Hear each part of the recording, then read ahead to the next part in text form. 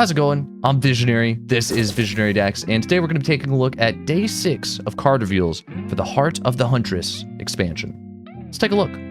Alright, Neeko is here. She is a 2-mana 2/2 from Runeterra, and she has the Shapeshifter subtype. Her origin is mini-shaped jungle friends. Play, you may disguise me as one of 3 2-cost followers from my origin. Okay, so I'm pretty sure disguise just works like the same way as the bush, like hidden effect works. So it's sort of like a transform. She'll basically, when you play her, she'll have already pre-transformed into something else. So the opponent doesn't really see her as Neeko. She just instantly drops as a different unit. She levels up on attack. You have attacked with allies that have 6+ different subtypes. Interesting. Okay, so she does require you to attack with all of your subtypes, which is kind of awkward because most subtype units typically have low stats. So, like, they're better off being used as blockers. Yeah, I don't know. That's not the easiest level up condition, but she has 2 mana. So I don't know. Maybe you'd rather just play her for her ability to disguise herself. Her origin does say you may put bird, cat, dog, elnook, fae, reptile, and spider followers into your deck during deck building. That's a lot. That actually is a lot to choose from. I mean, just spiders is insane. The fact that she even has access to spiders is like a lot of good cards. You could play her instead of Elise in a spider deck if you wanted to. It's also it's funny to me that she has elnooks when elnooks are obviously not jungle friends. I have a feeling they'd be sweating in the jungle. Their fur is probably a little too thick. But okay, so I guess you play her. It's sort of like a timelines effect where you get to pick between 3 different 2-cost followers. And it's not followers you've put in your deck. It's just followers that are part of her region. So Neeko could be Puff Cat Pup. That's decent. She could also disguise herself as Obedient Drakehound, which is the, like, immobile Noxus dog with quick attack as a 4/1. That's not bad. I guess there's also Bitsy Lizard, who transforms into Lava Lizard. Part of me wonders, like, do you lose Neeko if she transforms again? If she disguises herself as Bitsy Lizard, and then Bitsy Lizard transforms, have you just, like, hit a dead end? Like, that card is just purely a lizard now, no longer Neeko, and you just lose your chance. Like, you've just burnt Neeko, essentially. I wonder if that's how that works. I hope not. I mean, this whole concept of, like, disguising as another card is kind of cool. It's hard to estimate how good it's going to be without just, like, playing it in-game, but for 2 mana, she seems okay. I just don't understand why you would want to play her other than for deck building. She seems like the reason you would want to play her is because you want access to a bunch of spiders, but you don't want to lock yourself into, like, only Noxus or only Shadow Isles. You want both regions. So you play, like, one of Neeko, and then just throw all the spiders in your deck. But when she levels up, she does get elusive. She becomes an elusive 3/3 with attack.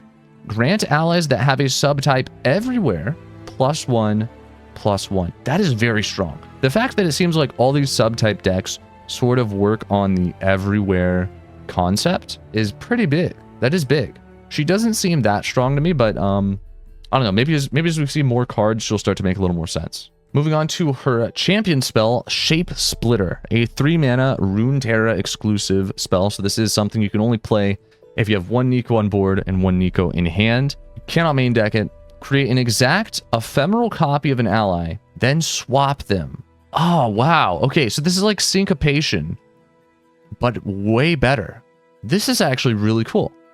Okay, it's almost like go get it, but without recalling your unit. And it's a lot cheaper. This seems really solid. It's fast speed. Obviously, it needs to be fast speed if you want this to be playable. I mean, this is solid. This is an example of a good champion spell. This seems like it would work pretty well with her.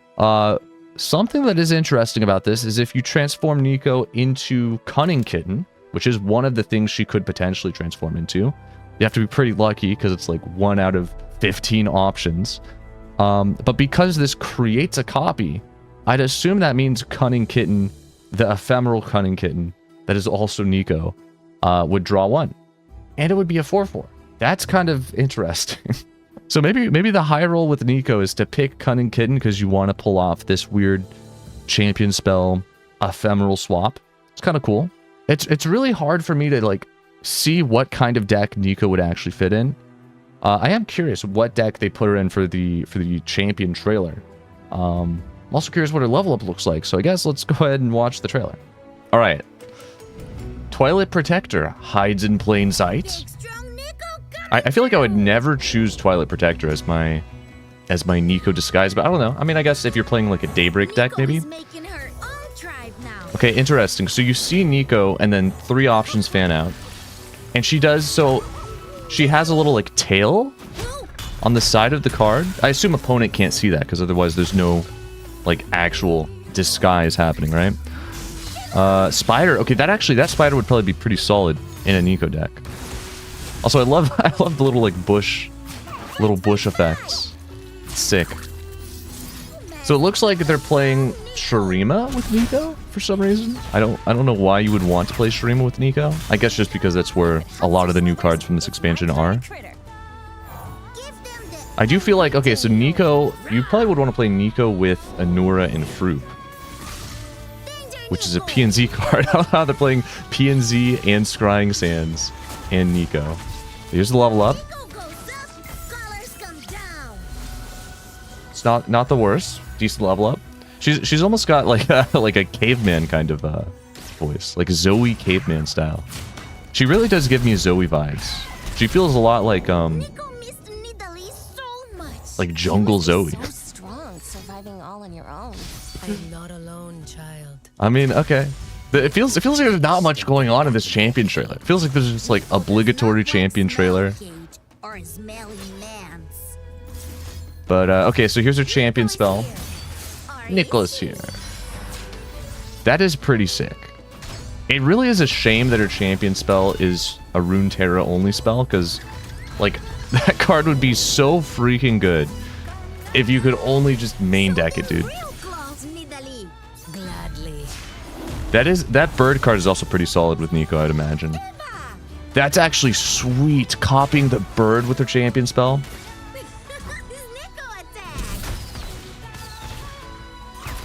It's so hard to judge her, man. I don't know if she's gonna be good. I feel like she's bad.